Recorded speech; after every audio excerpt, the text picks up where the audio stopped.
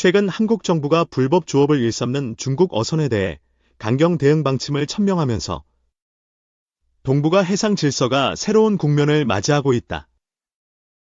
특히 한국 해군과 해경은 중국 어선의 영해 침범 행위를 철저히 단속할 것을 명령받았으며 무력 대응도 불사할 것임을 시사했다. 이러한 강경 대응 방침은 수년간 반복된 중국 어선의 불법 조업과 군사적 도발이 직접적인 원인으로 작용했다. 최근 서해에서 발생한 한 사건이 한국 정부의 이러한 결정을 더욱 강경하게 만든 계기가 되었다. 한국 해군이 불법 조업을 단속하는 과정에서 중국 어선이 의도적으로 한국 군함을 공격하는 사건이 발생한 것이다. 중국 어선 여러 척이 조직적으로 한국 해군 함정을 둘러싸고 위험한 기동을 감행했으며 일부 어선은 군함에 직접 충돌을 시도하기까지 했다. 이에 따라 한국 해군은 경고 사격을 가했고 중국 어선 일부가 퇴각하는 모습을 보였으나 여전히 일부 어선은 위협적인 행동을 지속했다. 이러한 상황을 면밀히 분석한 한국 정부는 중국의 도발 행위를 묵과할 수 없다는 결론을 내리고 강경 대응을 공식 발표했다. 해경과 해군에 내려진 새로운 작전 지침에는 영해를 침범한 중국 어선을 격침 또는 폭파할 수 있도록 하는 강력한 조치가 포함되었다. 이는 단순한 단속이 아니라 한국의 주권 수호를 위한 실질적인 군사적 대응을 의미하는 것이다. 한국 정부의 이러한 조치는 국제사회에서도 큰 반향을 일으켰다. 그동안 한국은 외교적 해결을 우선시하며 중국과의 마찰을 피하는 모습을 보였지만 이제는 강력한 군사적 대응을 선택함으로써 해양 주권을 지키겠다는 강한 의지를 드러냈다. 특히 한국 해군이 실질적으로 중국 어선을 폭파할 경우 동북아 해상에서의 군사적 긴장감이 급격히 상승할 가능성이 크다. 중국 정부는 한국의 이 같은 결정을 즉각 비판하며 강한 반발을 보였다. 하지만 한국 정부는 단호한 입장을 고수하며 중국 어선의 불법 행위를 절대 용납하지 않겠다는 입장을 재확인했다. 한국 국방부는 대한민국 영해를 침범하는 모든 불법 선박에 대해 강력 대응할 것이라며 단속 강화를 예고했다. 중국 어선들은 그동안 한국 해역에서 지속적으로 불법 조업을 해왔으며 이에 따라 한국 어민들의 피해도 상당했다. 또한 중국 어선들은 단순한 불법 조업을 넘어 한국 해경과 해군의 단속을 방해하는 행위를 반복해왔다.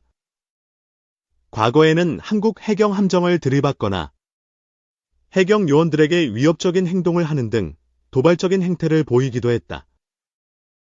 이러한 문제들이 누적되면서 한국 정부는 더 이상 외교적 해결만으로는 문제를 해결할 수 없다고 판단하게 되었다. 이번 사건 이후 한국 해군은 중국 어선의 불법 조업이 의심되는 해역에 최신 무인 정찰기를 배치하기로 했다.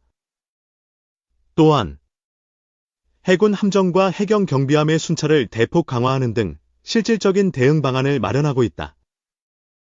특히 한국 해군은 불법 조업을 근절하기 위해 특수부대를 투입하는 방안도 검토 중인 것으로 알려졌다. 이에 반해 중국 내에서는 이번 한국의 강경 대응 방침에 대해 다양한 반응이 나오고 있다. 일부 중국 네티즌들은 한국이 너무 강경한 조치를 취하고 있다며 반발하고 있지만 일부는 국제법을 어긴 것은 중국 어선들이므로 한국의 대응이 당연하다는 의견을 내놓고 있다. 이처럼 중국 내부에서도 한국의 조치에 대한 평가가 엇갈리는 상황이다. 이번 사태는 단순한 해상 단속 문제를 넘어 한국과 중국 간의 해양 주권 갈등이 본격적으로 불거지는 계기가 될 것으로 보인다. 한국 정부는 단순한 단속을 넘어 해양 안보 강화를 위한 장기적인 대응책을 마련하고 있으며 이를 통해 동북아 지역에서의 영향력을 더욱 공고히 할 계획이다. 앞으로 한국과 중국 간의 해양 영토 분쟁이 어떻게 전개될지 귀추가 주목된다. 2. 전략 핵잠 건조 과시한 북 기술 갖고도 미 반대에 막힌 북한 매체가 지난 주말 김정은 국무위원장이 핵동력 전략 유도 탄잠수함의 건조 실태를 시찰했다고 사진과 함께 보도했다. 핵동력은 소형 원자로가 엔진인 핵추진 방식을 전략 유도탄은 핵탄두를 탑재한 잠수함 발사 탄도미사일 SLBM을 뜻한다. 두 기술을 갖추면 전략 핵잠수함 SSBN이라 부른다. 미완이긴 하지만 김정은이 북한판 SSBN의 동체를 대회에 처음 과시한 것이다. 북한은 2년 전 핵미사일 잠수함을 공개했지만 디젤 엔진 방식이었다. 연료 보충을 위해 수시로 물 밖으로 나오는 디젤 잠수함과 달리 전략 핵잠수함은 수개월간 잠항할 수 있다.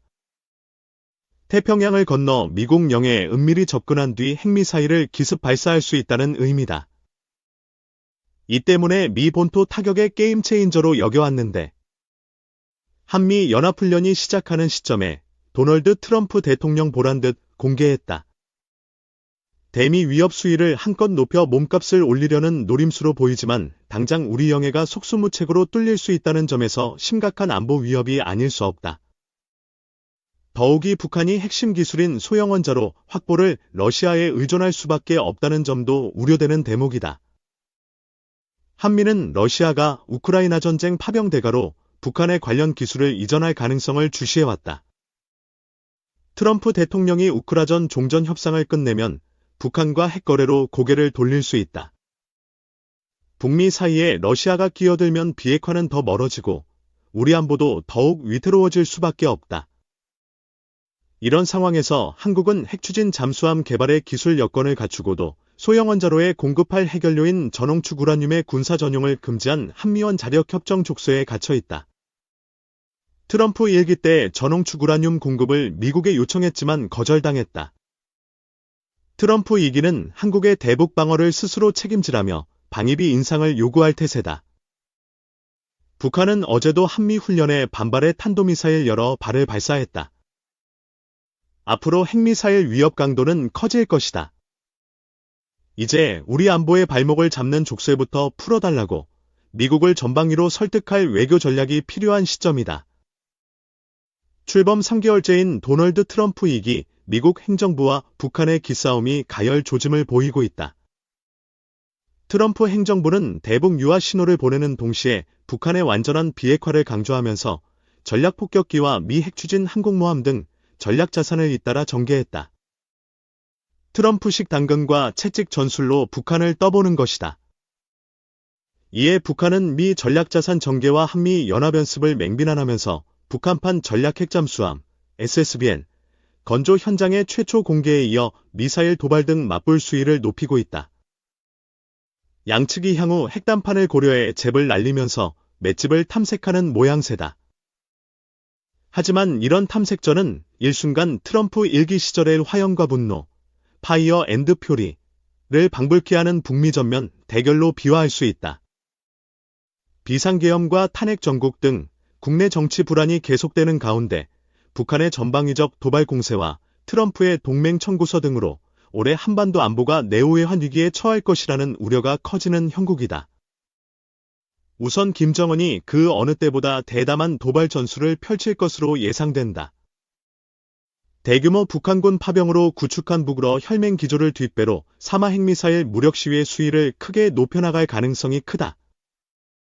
대륙간 탄도미사일 ICBM의 첫 정상각도 발사와 동시다발 핵실험 등 역대급 도발을 시도할 수 있다는 관측도 나온다. 북한의 핵무력 고도화가 마지노선을 돌파했음을 실증함으로써 핵군축 협상을 통한 대북 제재 완화 해제만이 유일한 해법이라고 미국을 거세게 몰아붙일 수 있다는 것이다. 올해가 김정은이 제시한 국방력 발전 5개년 계획의 마지막 해라는 점도 주목해야 할 지점이다. 김정은이 2021년 8차 당대회에서 공언했던 전력 증강 과제들이 올해 마무리돼야 하기 때문이다. 그간 전술핵과 정찰위성, 극초음속 탄도미사일 등 신형 핵도발 수단의 개발 배치 등 김정은이 제시한 상당수 과제는 어느 정도 목표를 달성한 것으로 평가된다. 나머지 초대형 핵탄두와 핵추진잠수함의 개발 성과를 과시하기 위한 도발 속도전에 나설 것으로 한미 정보당국은 보고 있다. 트럼프 행정부의 동맹 청구서도 걱정스럽다. 트럼프 대통령은 대선 후보 시절 한미가 합의한 방위비 분담금의 9배가 넘는 금액, 약 100억 달러를 받아내겠다고 공언했고, 이달 초 의회 연설에선 한국에 엄청난 군사 지원을 하는데도 미국보다 관세율이 4배나 높다고 직격했다. 트럼프 일기 때처럼 협상용 엄포가 아니라 이번엔 최대치를 받아내려고 한국을 압박하는 수순이라는 분석이 많다. 정부 관계자는 트럼프 대통령이 미 전략자산 전개 비용 부담 등을 한국이 거부할 경우 주한미군 감축철수 카드를 다시 빼댈 개연성도 다분하다고 했다. 더 나아가 한국을 제쳐두고 북미 간 핵동결, 군축과 제재 완화를 맞바꾸는 스몰딜 합의로 코리아 패싱이 현실화할 수 있다는 비관론마저 나온다. 이 같은 안보 내후회환이 현실화하면 대한민국은 초유의 안보 위기에 직면할 것이다. 한국이 사태를 주도적으로 헤쳐나갈 수 있는 안보 전략과 역량을 점검하고 시나리오별 적극적 선제적 대응책 마련이 시급한 상황이다. 일각에선 한국이 확장 억제 분담금을 미 측에 먼저 제안하고 그 대가로 한반도 방어 전용 핵무기 배정 등을 확약받는 방안이 거론된다. 트럼프식 동맹 거래를 한국이 먼저 제안함으로써 대북 확장 억제를 강화하는 실리를 챙기자는 것이다.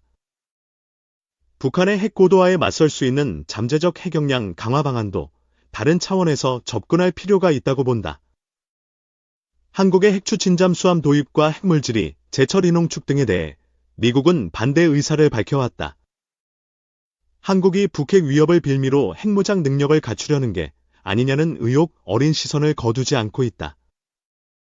하지만 한국의 핵잠수함 도입과 잠재적 핵역량 강화가 북중러 견제를 통한 영내 안정과 동맹 강화에도 크게 기여할 것이라고 설득하고 그런 의지를 보여준다면 돌파구가 열릴 수 있을 것이라고 본다. 북한의 핵도발을 억제 보복할 수 있는 스스로의 힘을 키우는 노력도 소홀히 할 수 없다. 러시아의 침공으로 영토를 뺏기고 수많은 국민이 희생됐음에도 치욕적인 휴전 요구를 받아들여야 하는 우크라이나 사태는 결코 강 건너 불구경이 아니다. 한층 격렬해지는 미중 패권 경쟁과 북한의 파상 공세 등 초유의 안보 위기를 극복하려면 이념과 정파를 떠나 국론을 결집하는 것이 요체다. 정부와 정치권이 안보에서만큼은 사생결 단식 반복과 대결을 멈추고 힘을 합쳐주길 바란다. 미국의 도널드 트럼프 대통령은 유라시아 대륙에 큰 그림을 그리고 있다.